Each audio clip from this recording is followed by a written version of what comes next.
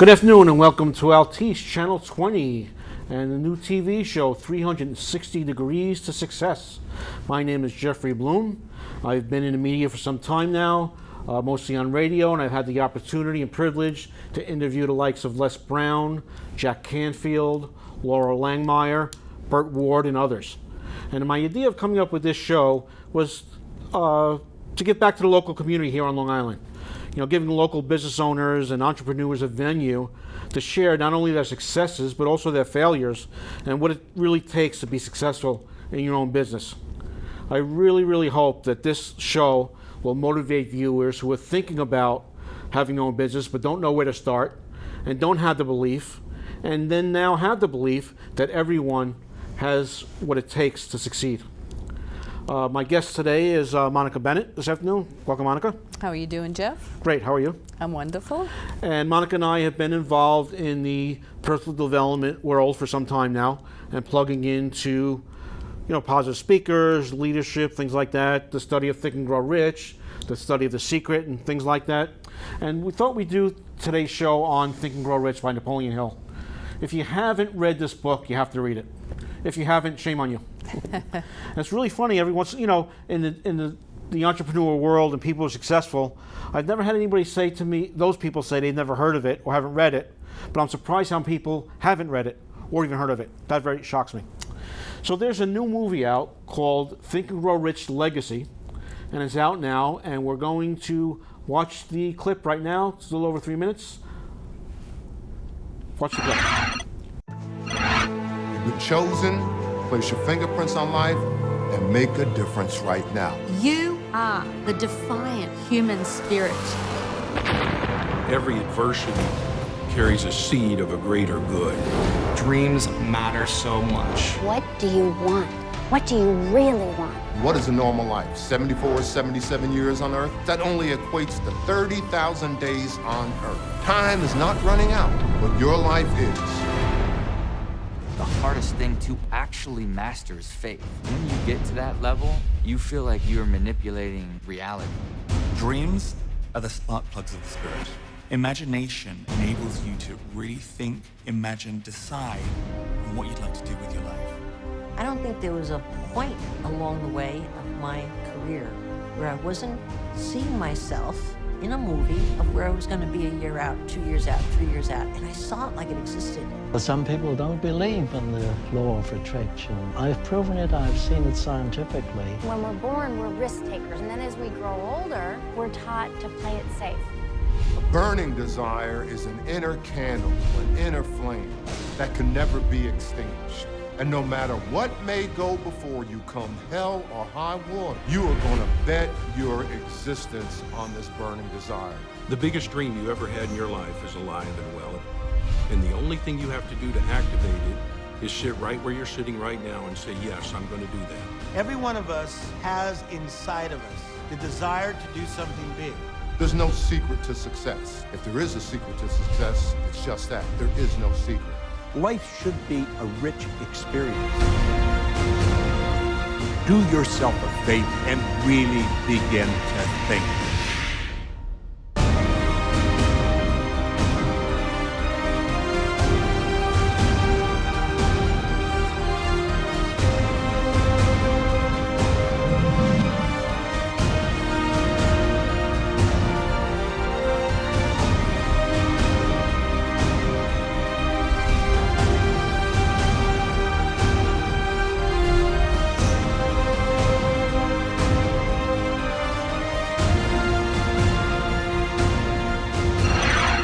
So, again, it was an amazing clip. It's a great movie. I've watched the whole thing. And again, Monica and I, we've run mastermind groups on seminars, webinars on Think and Grow Rich. And it's so very important. One of there's a lot of main thoughts on it. Persistence is very prevalent in the book. So I just wanted to share a story. This is a real story. At 5 years old, he lost his father. At 16, he dropped out of school. At 17, he was fired from 4 jobs. 18, he was married and became a railroad engineer. At 19 years old, he became a father of a little girl. At 20, his wife left him, took their 1-year-old baby daughter with her. At 22, he joined the Army, applied to law school, and faced rejection after rejection from school and jobs he was at. He then became an insurance salesman, which was another failure. He decided to be a cook and a dishwasher at a small cafe. At 65, he retired. On the first day of his retirement, he received a check from the government for $105. He thought to himself, how in the world am I supposed to live on $105 a month? Feeling like a total failure, he decided he was going to commit suicide. As he was thinking about this, he began to realize, that he should have done something with his life that he wanted to do, that he was good at, and why didn't he do it? And something that he thought he was good at was cooking the best chicken anyone ever tasted. He borrowed $87 to purchase a fryer and his recipes ingredients. He lived selling his chicken door to door to his neighbors in Kentucky, as well as to license to restaurants. He was rejected again, 1,009 times from the restaurants he tried to sell his license to. The 1,010th restaurant gave him a yes. KFC was born, and at 88 years old, Colonel Sanders became a multi-billionaire, and KFC became the second biggest food empire. Wow. Moral of the story, you have what it takes to succeed. Don't give up. What if you would have given up after 1,000, 900 no's? 88, 65, I'm too old to do anything. We all hear those stories, right? The subconscious mind and convincing yourself what you can't do. Those limiting beliefs that keep us stuck into patterns of doing the same thing over and over again. And there's a whole chapter in this book on persistence and different examples. His story is not in that book. No. W.C. Fields' story is in that book. Henry Ford, W.C. Fields, Edward Barnes. Edward Barnes. Even stories of the little girl. Is that in that chapter? That's not in that chapter. That was in the beginning. Yeah, I'm that trying to little remember. girl with she needed that A quarter. Quarter. Right. Yeah, Edward Barnes, but she needed that quarter. And she was going to get a licking from her mom, I guess, if she didn't get that quarter. But the slave owner that she just mesmerized into giving her that quarter, and that's that. What do you call that is? What is that? When you can. Is that desire and persistence? Is that you don't care what anybody else says? If that's your goal and that's what you're going to do, you're not going to be talked out of it? It's a state of mind, I believe, that you just have the vision in your head so clearly, and you see whatever it is that you want so clearly in your mind that there is nothing else that you see. So you are going to do, or have whatever it is that you want right then and there. You've got to have the vision. I mean, there are steps to manifestation. This book is a formula for that. Absolutely. And it's not even a read, this book. It is something that you need to read daily almost, if not go back to it monthly or weekly or monthly. You really have to study. It's a study.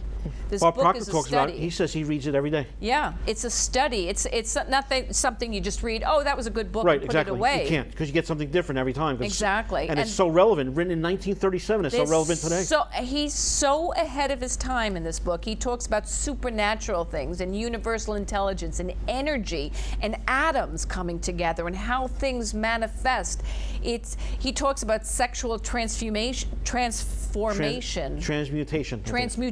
Right. And how to actually change energy.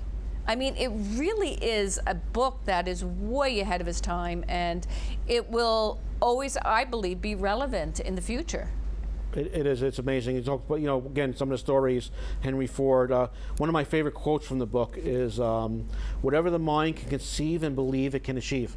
And that's that little girl. She believed what it was that she wanted in her mind. She wanted that. What was it? 50-cent piece? Was it a 50-cent piece? Or I want to say it was a quarter, but it could have been a 50-cent piece. 50-cent piece back in the day. Yeah. So she believed. That's what I said. You've got to believe it before you see it. You've got to have that state of mind. And belief is in the subconscious mind. Absolutely. It's not in the conscious mind. And actually, it's over 97% of who we are is subconscious. And people will try to tear you down. You know, when Henry Ford talked about building the automobile, people actually said to him, "What's wrong with horses?" Right? Well, what if you would have said, "Okay"? Well, what about today, Elon Musk? Elon Musk. There's somebody who thinks out of the box. I got his book that I'm in the middle of. This guy, he doesn't care what other people think. If he's got an idea, he's going with it. Right. Look, if it's not hurting anyone else, and it's going to move you forward in the direction that you want to go. If you get a yes and a no, it's not hurting anybody, so yes, move forward. If it's going to propel you to move forward to your next, and that's a yes, go for it. Who cares what somebody says, oh, that's not going to work? Yeah. Okay, yeah. You always have naysayers, right? One of the people who both Monica and I study under is Jack Canfield, and he talks a lot about that. He's also featured in the book The Secret, which is very similar principles to Think and Grow Rich as well. They kind of intertwine with each other. The law of attraction, positive thinking. We were at his home in March of last year in his living room for 2 days for a mastermind. But one of the things he talks about is ask, ask, ask. And I've got a great story about that. And what he says is, as kids, we always ask, and if our parents say no, oh, come on, Mom. Or you go to Dad, and Dad says no, and oh, Dad, okay, you know, and you keep asking and asking until you get what you want, right? Till eventually Mom or Dad.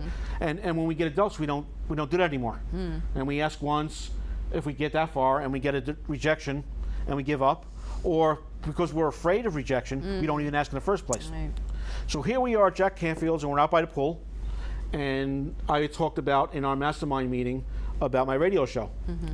So Jack comes and sits next to me and he says, tell me about your radio show. I'm like, wow, you know. So we're talking, and I told him about the show, some of the guests that I had on. He said it was very interesting, and all the while I'm thinking, should I ask him to be a guest on my show? He's not going to be interested. By the way, that same afternoon he talked about how when he first started, he went on every radio show, on every TV show, and he didn't care what the coverage was, and now he's very selective. He doesn't have to do that anymore. He's not going to be on my radio show, but he says, ask, ask, ask. So I asked Jack, would you I'd be honored if you could be on my show. He said, send me information and I'll get back to you. So I said, wow, that's pretty cool. So anyway, I had this book with me at the time. In fact, I bring it around with me, and I have famous people sign their favorite chapter in the book. He brought me over to a book that he had, the original version. It's a red cover from 1937. I think it was signed by Napoleon Hill. I'm trying to remember. But he had it like in a box in his living room. There was another book by Napoleon Hill called Dancing with the Devil that Monica had told me about. I started reading that on that trip. I asked Jack about it. He said he'd never heard about it. So when I FedExed him a package about my radio program, I included a copy of that book. So that was, let's see, it was March, I would say April, about May he got it. I was going back and forth with his assistant. He traveled a lot. In September of last year, he was on my radio show. Monica was there with me in the studio. He came on via Skype. He was on the screen behind us, and it was a great show. I mean, he didn't have to do that, but he did. And he lived up to the principles of what he teaches us all to do.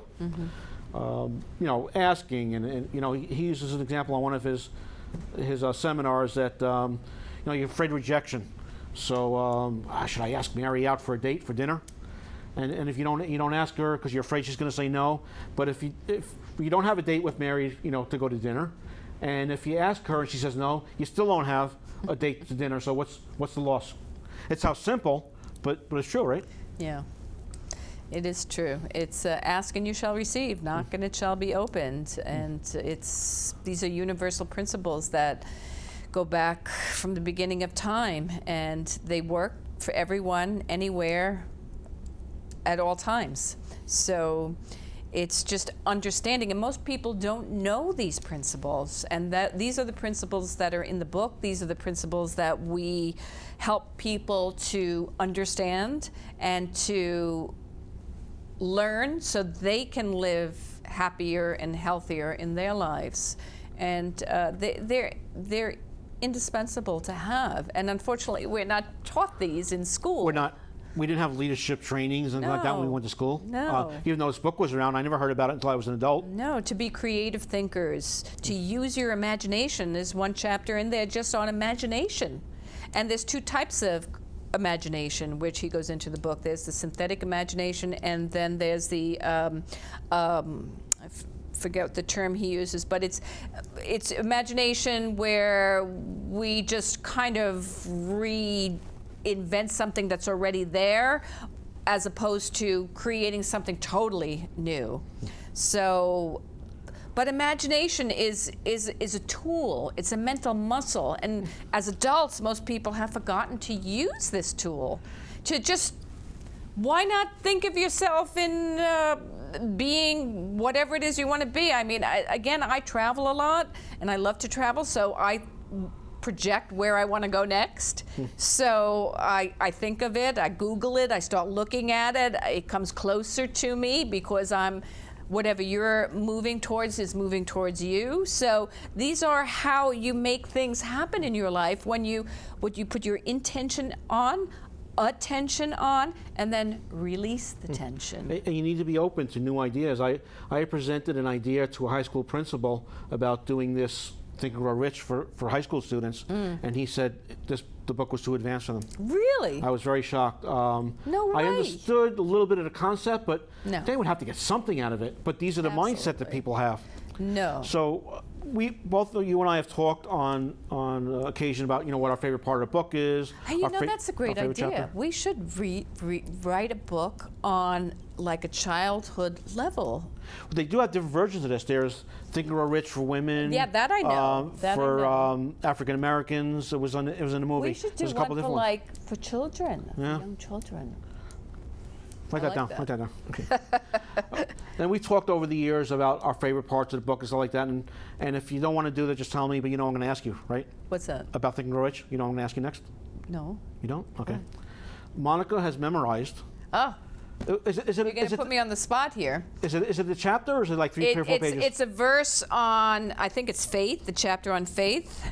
And Monica has memorized this word for word. Very impressive. I have. And I didn't ask her beforehand before we started, but you didn't. So I have to go into my memory bank. So I have to go. When I can't think of it right now. Okay. Keep on talking, and it might come back to me. Did you want me to see if I could find the very beginning of it? Find the beginning of it, and then it'll just lead me on. That's amazing. Word for word, she remembers it. Right, I know it. When you have faith, got it? Coming faith, up on it? Yeah, just. Faith is the head chemist of the mind. Right. When faith is blended with the vibration of thought, yeah. The subconscious mind instantly picks up the vibration, Love it. translates it into spiritual equivalent, and transmits it to infinite intelligence, as in the case of prayer. I have to look at the book. Okay. So you can keep on talking. So, there are many chapters in there.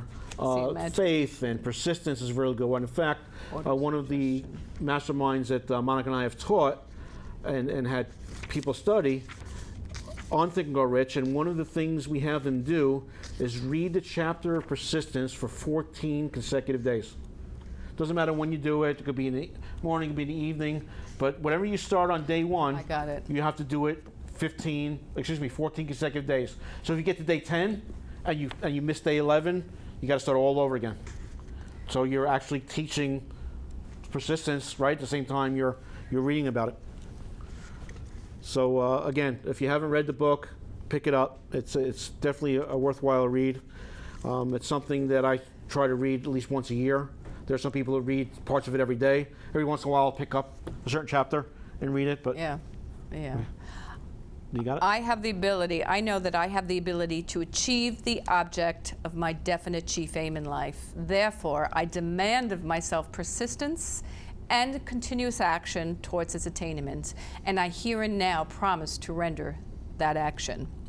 I know that through the principle of autosuggestion, any desire that I persistently hold in my mind will eventually seek expression through some practical means of attaining that object back of it. Therefore, I will devote 30 minutes daily on thinking of the person I intend to become, thereby creating a clear mental image of that person. I realize that The dominating thoughts in my mind will eventually seek expression through some practical means of attaining that object back of it.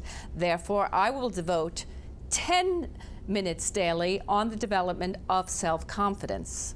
I have clearly written down a description of my definite chief aim in life, and I will never stop trying until I have developed sufficient self-confidence towards its attainment. I fully realize that no wealth or position will long endure unless built upon truth and justice. Therefore, I will engage in no transaction that does not benefit all whom it affects. I will attract to me the forces I wish to use and the cooperation of others. I will induce others to serve me because of my ability to serve them. I will eliminate hatred, envy, jealousy, selfishness, and cynicism by developing a love for all humanity, because I know that a negative attitude toward another will never bring me success. I will cause others to believe in me because of my ability to believe in them and in myself. I will sign my name to this formula, commit it to memory, and repeat it out loud once daily with full faith that it will eventually influence my thoughts and actions so that I will become a self-sufficient and successful woman. Amen. That's amazing. She impresses me every time she does that.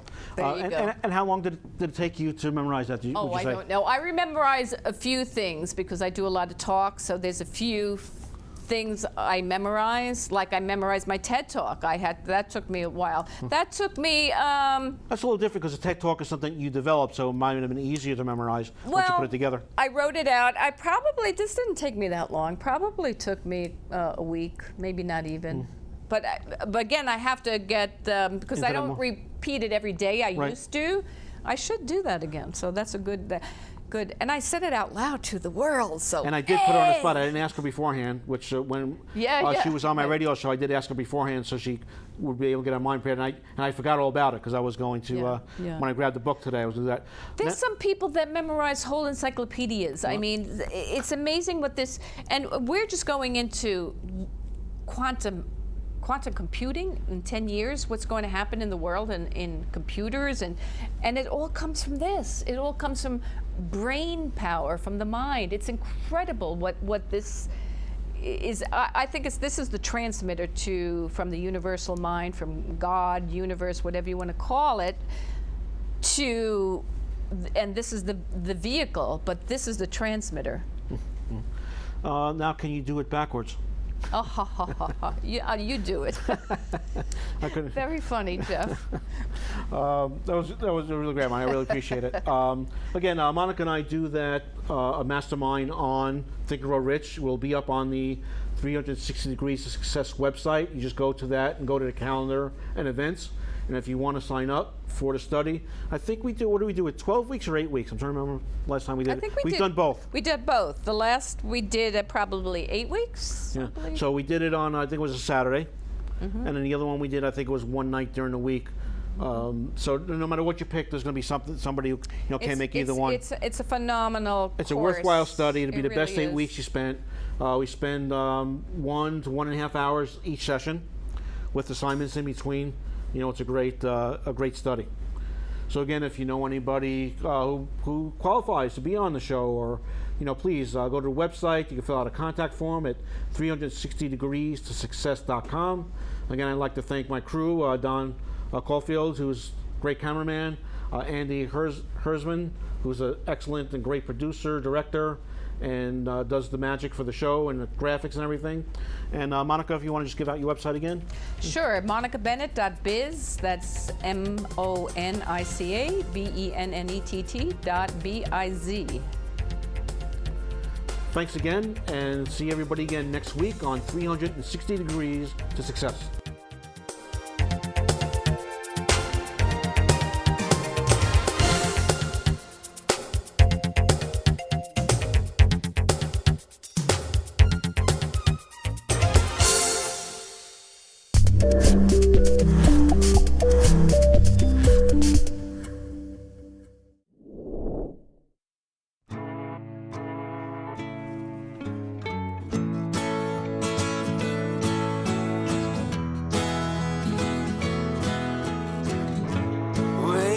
sun. Tell him that I've begun to dream of things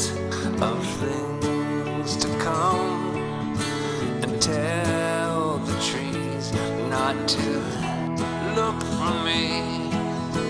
I'm going to find some peace of mind. Wake the sun, wake the sun, wake the sun, wake the sun.